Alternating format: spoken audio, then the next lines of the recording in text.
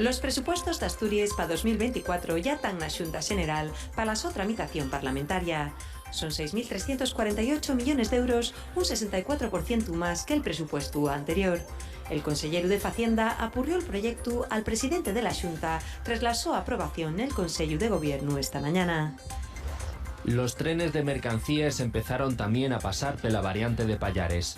El primero de ellos llegó vacío procedente de venta de baños hasta el puerto de Xixón a las 3:30 de esta tarde. Partió de Siguiu cargado de cereales para venta de baños. Estaba operado por Renfe Mercancías.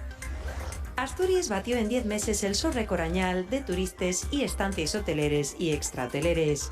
Llogrolo, una vegada conocíos los datos del INE correspondientes al mes de octubre y a falta poro de conocer los datos de Pallares y Avientu. En Tesineru y Octubre, el Principado recibió daque más de 2,5 millones de visitantes.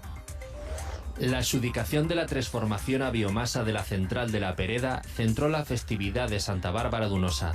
Durante el acto, celebrado en el Pozu Sotón, la Ullera Pública anunció que este cambio garantiza la viabilidad de la central durante por lo menos 2 décadas, según destacó el presidente de la compañía, Gregorio Rabanal. El plan de vialidad de Bernizu va a contar con 52 máquinas quitanieves, 500,000 de litros de salmoria y casi 10.000 toneladas de fundentes, todo destinado a caltener las carreteras abiertas en caso de nevada. Aucalsa incorporó además un nuevo camión con más capacidad de limpieza para caltener la autopista en bon estado.